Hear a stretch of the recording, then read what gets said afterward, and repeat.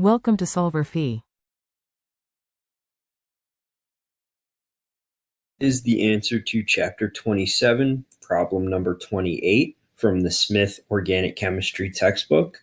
And this problem is asking us to look at three reactions and to say what type of reaction each one is and to talk about the stereochemistry of the products. And so we'll start with A. So for each of these problems, we're given the conditions. So A, we see is a thermal reaction, meaning heat is the driving force. And we're given the starting material and the product. And so we can see from the product that this is not going to be a sigmatropic rearrangement. And it's not really going to be a cycloaddition either, because there's only one starting material. So that pretty much tells us that it has to be an electrocyclic reaction. And we're starting with one ring and finishing with two rings. So it's an electrocyclic ring closing reaction. And so we can draw the movement of the electrons, as we always do for pericyclic reactions. It's a single step. They move in a circle. And so there that is in blue. And then, so having named what type of pericyclic reaction it is, we do need to talk about the stereochemistry. So it's an electrocyclic reaction. Like we said, it's driven by heat. And we're starting with a system with three double bonds. So it's an odd number of double bonds. It's an electrocyclic reaction. And so we know from the rules in this chapter that it's going to be disrotatory. All right. And so that's A. So then for B, this is actually two reactions in sequence. And so looking at the first one, we can see that all that's really happening is that this hydrogen is moving. So it's going to be an it's going to be a sigmatropic rearrangement. So it's going to be a 1,5 sigmatropic rearrangement.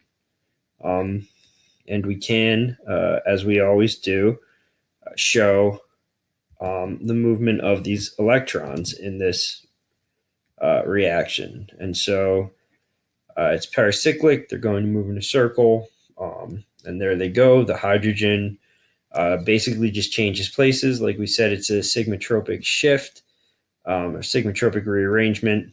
3 electron pairs are involved, two pi bonds and 1 sigma bond. And again, we know from our rules in this chapter that since it's 3 pairs of electrons, it's an odd number of electrons. So this is going to be a suprafacial rearrangement, suprafacial. All right, and then looking at the second reaction that's taking place, we can see that this one is driven by light instead of heat. And this is going to be a ring opening.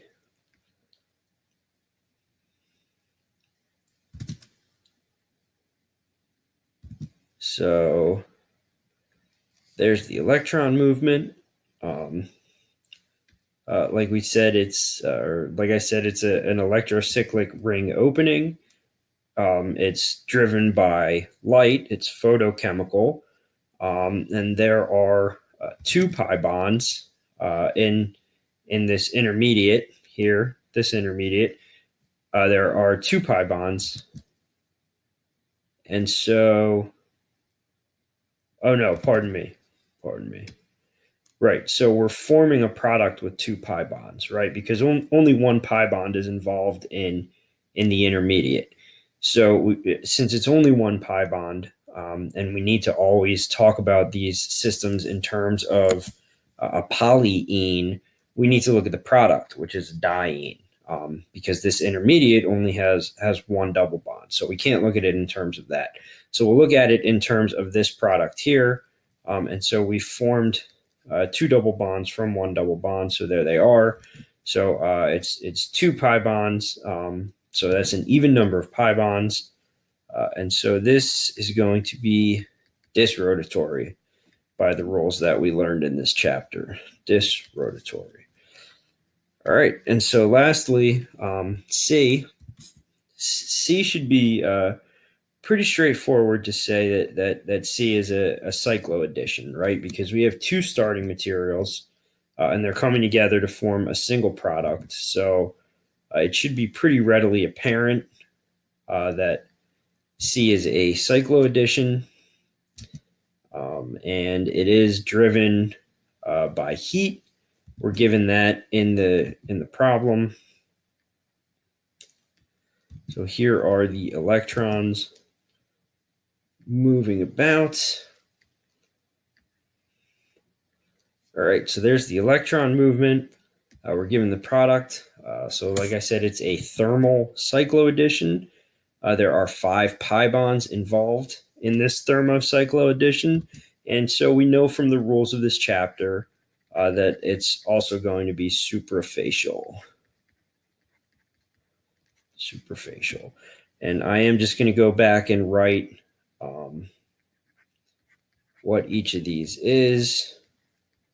So A, we said, was electrocyclic. B is a 1,5 sigmatropic rearrangement, followed by another electrocyclic reaction, and then C is a cycloaddition. All right, and so that is the answer to chapter 27, problem number 28.